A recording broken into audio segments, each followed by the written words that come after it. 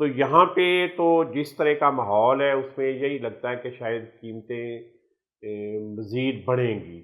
اچھا، یہ تو اچھی خاصی کمی آ جائے گی انٹرنیشنل مارکیٹ میں۔ آبنائے حرمت سے جہازوں کا گزرنا کوئی 95% تک کم ہو چکا ہے۔ یہ قیمت $120 سے $90 پر بیرل پہ آئی ہے۔ 25 سے $30 فی بیرل وہ کم ہوئی ہیں اور یہ اچھا خاصا فرق پڑا ہے۔ اچھا، اب امریکہ، اسرائیل اور ایران جس سچویشن میں پھنس چکے ہیں، دو تین چیزیں ہماری لائف لائن ہیں۔ وہاں پہ یہ ریٹس نہیں ہیں اور پاکستان میں میرے خیال میں اسعار جلدی پہنچ جاتے ہیں۔ عالمی معیشت کی شاہراہ کہلانے والی خلیجی پٹی اس وقت شدید دباؤ کی زد میں ہے۔ وال اسٹریٹ جرنل کی حالیہ رپورٹ کے مطابق مشرق وسطیٰ میں بڑھتی ہوئی جنگی کشیدگی اور ابنائے ہرمز میں جہاز رانی کے عدم تحفظ نے سعودی عرب کو ایک غیر معمولی قدم اٹھانے پر مجبور کر دیا ہے۔ میں ہوں عابد محمود مغل اور آپ دیکھ رہے ہیں رپورٹ ڈیجیٹل، اور میرے ساتھ ہیں حنیف صاحب۔ السلام علیکم سر۔ جی ویلکم۔ سر، ایران اسرائیل اور امریکہ جنگ کی جو شدت ہے، اس نے تو علاقائی لپیٹ کے ساتھ ساتھ عالمی سطح پہ بھی اس کے اثرات بڑی تیزی سے پھیل گئے، اور خاص طور پر جو آئل کی سپلائی چین تھی اپنے ہرمز کی وجہ سے، وہ تو بالکل آلموسٹ ختم ہو چکی ہے۔ لیکن اب سعودی عرب اگر یہ فیصلہ کر دیتا ہے کہ وہ اپنی پیداوار بھی کم کرتا ہے اور کچھ آئل فیلڈز کو بند کر دیتا ہے، تو یہ تو جو آئل میں پرائس میں 2 سے 3 دن میں کمی آئی تھی، تو یہ دوبارہ اس کی پرائس بہت تیزی سے اوپر جائے گی۔ دیکھیے عامر صاحب، اس وقت سب سے بڑا پرابلم یہ ہے، وہ ملک جو تیل کی پیداوار میں ٹاپ پہ ہے، کہ اگر وہ اپنی اتنی ہی پیداوار جاری رکھیں جتنی جنگ سے پہلے تھی، جی، تو پھر وہ اس کو سٹور کہاں کریں گے، اس کو رکھیں گے کہاں، جب آبنائے حرمت سے جہازوں کا گزرنا کوئی 95% تک کم ہو چکا ہے۔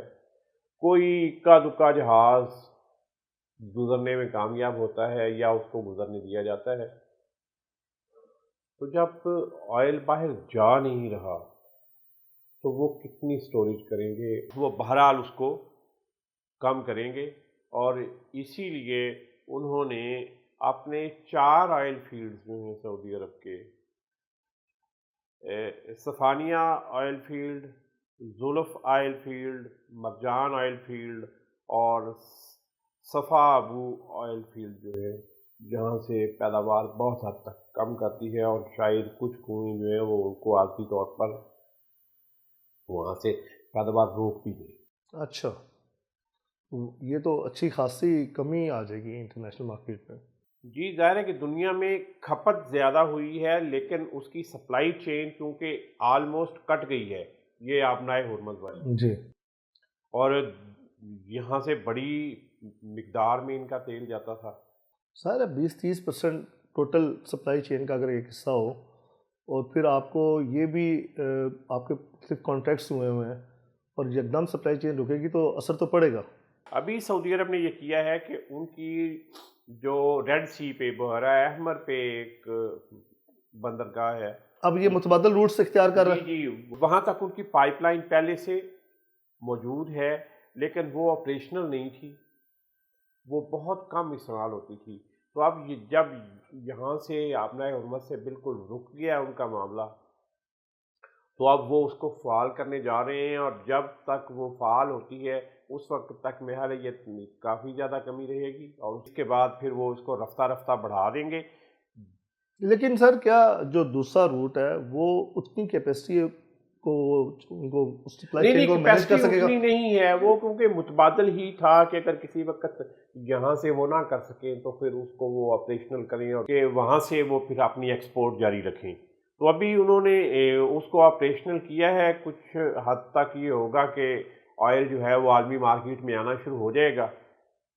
کچھ جو ٹرمپ نے کہا کہ جی یہ جنگ جو ہے وہ جلدی ختم ہو سکتی ہے، تو اس سے بھی کچھ پارٹیوں کا اعتماد بحال ہوا، اور وہ جو یکدم مارا ماری آ گئی تھی اس میں، اور پٹرول کی قیمتیں جو ہیں وہ خام تیل کی قیمتیں انٹرنیشنل مارکیٹ پہ بہت زیادہ بڑھ گئی تھیں، وہ کم بھی ہوئیں، اور 25 سے $30 فی بیرل وہ کم ہوئی ہیں، اور یہ اچھا خاصا فرق پڑا ہے۔ اچھا، یہ جو ہی پرائز بڑھتی ہے تو پاکستان کے اوپر تو فوراً اس کا عمل درآمد ہو جاتا ہے، اور اس دفعہ تو 55 روپے لیٹر میرے خیال میں تاریخ میں پہلی دفعہ اتنی زیادہ پرائز جو ہے نا بڑھائی گئی ہے، اور پھر یہ بھی بتایا گیا کہ ہر ہفتے جو ہے نا اب اس کا ہم اس کا ریویژن جو ہوگا، ہر ہفتے اناؤنسمنٹ ہوگی کہ پرائز کم کرنی ہے یا بڑھانی ہے۔ اب یہ 3 دن ہو گئے ہیں کہ قیمت $120 سے $90 پر بیرل پہ آئی ہے، تو اس کے امپیکٹ کیا پاکستان میں بھی کچھ مثبت آئیں گے؟ ابھی میں تو اس کو نہیں دیکھ رہا۔ جو پرسوں شام کو وزیر اعظم نے قوم سے خطاب کیا، 14 نکاتے۔ انہوں نے یہ بڑا واضح اشارہ دیا کہ پاکستان میں اس کی ڈیزل اور پیٹرول کی قیمتیں مزید بڑھ سکتی ہیں۔ پھر میڈیا میں یہ بھی خبریں آئیں کہ شاید کوئی 75 روپیز تک کا اس میں اضافہ ہونے جا رہا ہے، جس کی وزارت پیٹرولیم نے تردید کی کہ جی ایسی کوئی بات نہیں ہے اور ایسی کوئی اسمبلی تیار نہیں ہوئی۔ تو یہاں پہ تو جس طرح کا ماحول ہے اس میں یہی لگتا ہے کہ شاید قیمتیں مزید بڑھیں گی۔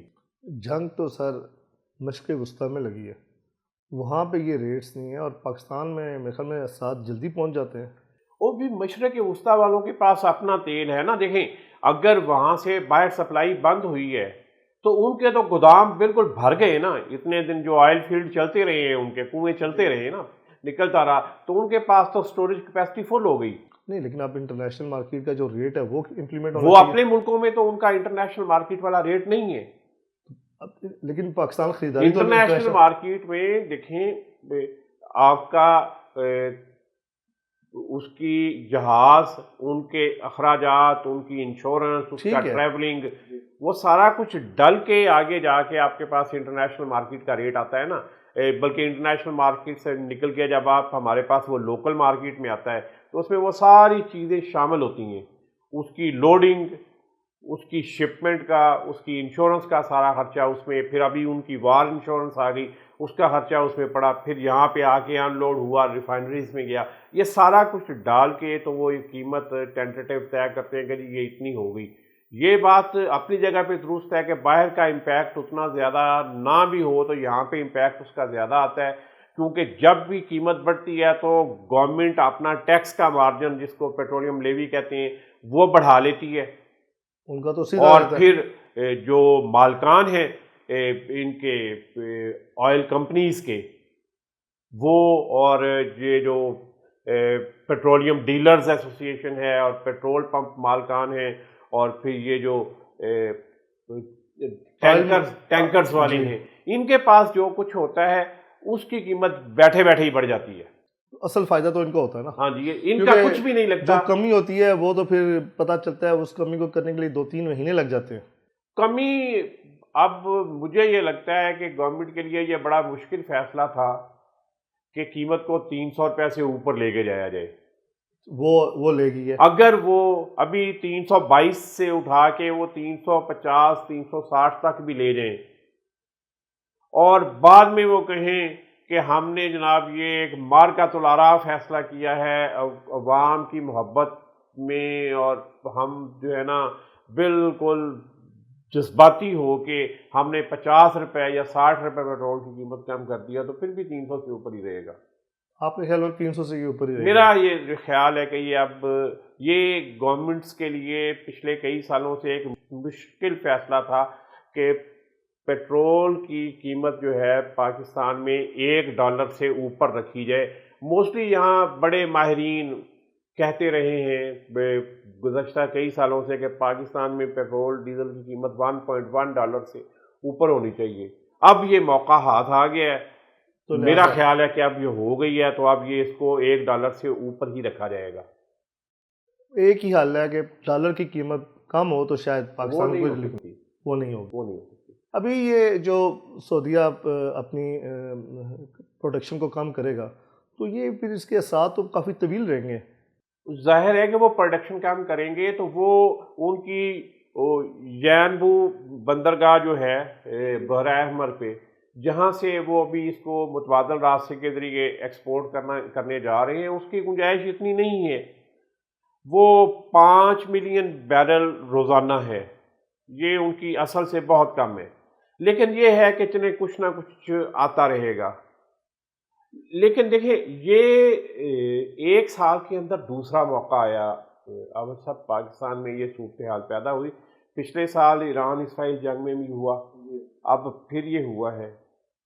اور جس طرح کے حالات پیدا ہو گئے ہیں، اگر کوئی ایک سائیڈ ان دونوں میں سے، ایران اور اسرائیل میں سے، بالکل سرنڈر نہیں نہ کر دے گی تو یہ خطرہ اب مستقل رہے گا یہاں پہ. تو اس میں جو چیز پاکستان کے لیے انتہائی ضروری ہے وہ یہ ہے کہ ہمارے پاس جو سٹوریج کیپیسٹی ہے اس پہ انویسٹمنٹ کرنے کی ضرورت ہے. اسٹوریج کیپیسٹی بڑھانے پہ بات کر رہے ہیں آپ؟ جی پاکستان میں سب سے بڑا پرابلم ہے کہ ہم مہینے سے زیادہ کا ہمارے پاس سٹاک ہوتا ہی نہیں ہے، ہمارے پاس سٹوریج کیپیسٹی ہی نہیں ہے. یہی بات جب میں نے گندم کی اور باقی کا جو آپ نے گفتگو کی تھی اس میں بھی میں نے یہ کہا تھا کہ ہمارے پاس سب سے بڑا پرابلم یہ ہے کہ ہمارے یہاں پہ نہ گورنمنٹ سیکٹر میں نہ پرائیویٹ سیکٹر میں اس پر کام ہی نہیں ہوا کہ آپ اپنی سٹوریج کی کیپیسٹی اتنی بڑھائیں کہ ہمارے پاس گندم ایک سال کی ذخیرہ رہے، ہمارے پاس باقی جو زرعی اجناس ہیں وہ ذخیرہ رہیں. تھوڑا سا آلو کا پرابلم ہوا تو وہ طوفان آ گیا اور کسان رول گیا، کسان کی تباہی ہو گئی. اسی طرح یہ ہوتا ہے کہ گندم جب اچانک آتی ہے، اچانک تو نہیں آتی، یعنی کہ ایک ہی وقت میں اپریل اور مئی کے 2 مہینوں میں سال بھر کی گندم مارکیٹ میں آ جاتی ہے تو ہمارے پاس سٹوریج کی گنجائش ہی نہیں ہوتی. اور پھر وہ سٹوریج والے جو ان کے پاس یہ گنجائش ہے وہ اس کسان کو بلیک میل کرتے ہیں اور ساری گندم خرید لیتے ہیں، ساری گندم کم ریٹ پہ خریدتے ہیں، سرکار کے ریٹ سے کم پہ خریدتے ہیں. اب یہ دیکھیں آئل میں ایک سال میں دوسری مرتبہ یہ ہو گیا. تو اس پر جب ہم شاہراہوں پہ، موٹر ویز بنانے پہ، بڑی سڑکیں بنانے پہ اور ان چیزوں پہ اتنی انویسٹمنٹ کر رہے ہیں تو یہ جو ہماری لائف لائن ہے، یہ تو بیسک ہے نا سر. 2-3 چیزیں ہماری لائف لائن ہے. خوراک اور آپ کی جو ایک ہماری سٹیپل فوڈ خوراک وہ ہماری گندم ہے اور دوسرا آئل.